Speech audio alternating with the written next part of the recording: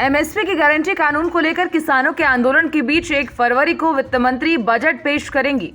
इस बार किसानों को मोदी सरकार से काफी उम्मीदें हैं, क्योंकि बढ़ती महंगाई और खाद बीज के दामों में बढ़ोतरी के बाद किसानों को लगता है कि वित्त मंत्री निर्मला सीतारमण इस बार किसानों के लिए कई घोषणाएं कर सकती हैं। वैसे भी सरकार की प्राथमिकताओं में किसान सबसे पहले नंबर पर ही होते हैं। अब बताया ये भी जा रहा है कि फसल बीमा योजना का दायरा भी बढ़ाया जा सकता है। अब बजट में अन्नदाताओं की मांग को लेकर हमने किसानों से बातचीत की। आइए आपको सुनाते हैं किसानों की मोदी सरकार से क्या मांग है। चाहते हैं कि रेल बजट की तरह एग्रीकल्चर का भी बजट बनाया जाना चाहिए। मतलब अलग से बजट का प्रावधान उसमें करना चाहिए। दूसरी बात, किसानों को लाभप्रद उसकी जो एमएसपी है, उसका जो दाम है, हर फसलों का दाम लाभकारी मिलना चाहिए और उससे किसानों की आर्थिक स्थिति सुदृढ़ हो सके। बताइए, बजट आने वाला है, कृषि बजट, क्या किसानों को प्रॉफिट होना चाहिए, क्या लाभ होना चाहिए, क्या उम्मीद करते हैं आप बजट को लेकर? अभी पिछले 5 साल का जो बजट देखने में आया है, जिस अनुपात में सरकार ने किसानों के लिए जो बजट दिया था, उससे 4 गुना अधिक किसानों से वसूल किया जाता है।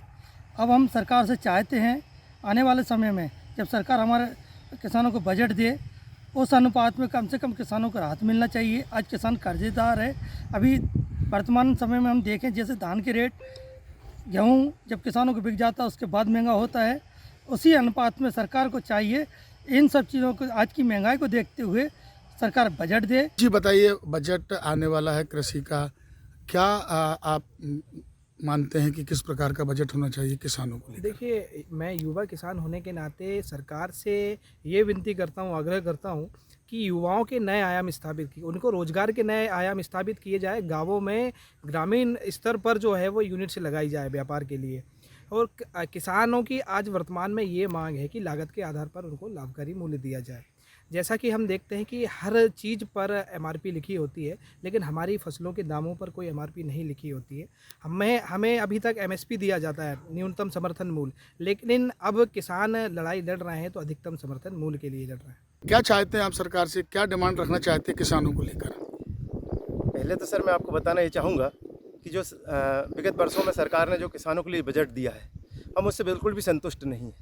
दिखाते तो बहुत बड़ा बजट है, हज़ारों करोड़ लाखों करोड़ रुपए का बजट दिखाया जाता है किसानों के लिए, लेकिन पिछले 5 सालों में देखा जाए तो एक बजट के बराबर का पैसा तो इन्होंने हमारा लैप्स करके वापस कर दिया है। पिछले साल भी लगभग 26,000 करोड़ रुपए जो है वो लैप्स होकर वापस हुए हैं किसानों के बजट के।